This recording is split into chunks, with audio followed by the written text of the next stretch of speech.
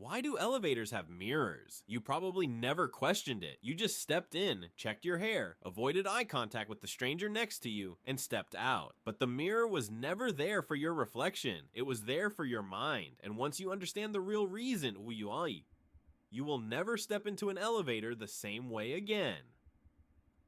Let's go back to the 1950s. Cities were growing fast, buildings were getting taller, and elevators were becoming a daily part of millions of people's lives. But there was a problem, a serious one. People hated them, not because elevators were dangerous, not because they were uncomfortable, because they were slow. The technology at the time meant elevators moved significantly slower than they do today, and the complaints were overwhelming. Building managers received constant complaints. Tenants threatened to move out. Companies threatened to relocate, all because of the wait. So engineers were called in, they studied the problem, they ran calculations, they looked at motor speeds and cable tensions and shaft dimensions, and they concluded we cannot make the elevators faster, at least not without completely rebuilding the shafts, which would cost millions. So the problem was handed to a different kind of expert, a psychologist, and the psychologist said something that changed building design forever. The problem is not the speed, the problem is the perception of the speed. The elevator is not too slow, the wait just feels too long, and those are two completely different problems with two completely different solutions. You cannot make the elevator faster, but you can make the wait feel shorter, and the way you make a wait feel shorter is by giving people something to do, something to look at, something to focus on, something that pulls their attention away from the passing of time. The solution was mirrors. Now here is the psychology behind why it works. When you are waiting for something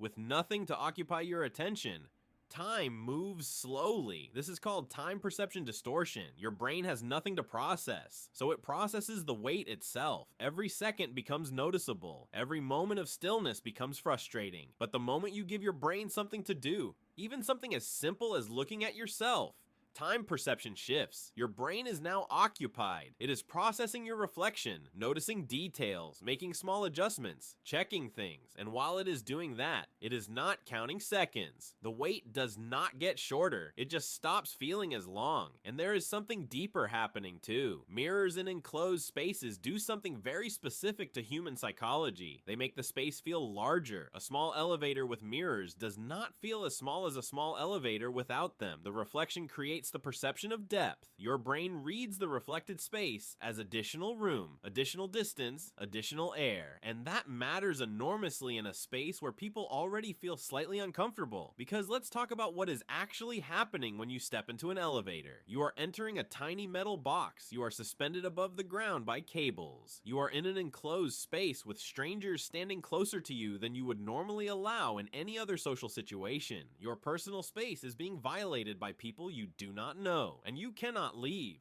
Psychologists who study proxemics, the science of how humans use and respond to physical space, found that elevators are one of the most psychologically uncomfortable environments a modern person regularly encounters. Not because they are dangerous, but because they violate almost every natural instinct we have about space, closeness, and control. We are hardwired to need a certain amount of physical distance from strangers. An elevator removes that distance completely, and our brain registers it as a mild but real threat. This is why people in elevators look at the floor, or at the ceiling, or at their phones. They are not being rude, they are coping. They are giving themselves a focal point that is not another person, a way to mentally retreat from a space that feels too close. And mirrors give everyone the perfect excuse to look somewhere that is not directly at another human being. You can stare at your own reflection and appear completely normal, while actually giving your brain the breathing room it is desperately looking for. Now let's talk about the other things elevators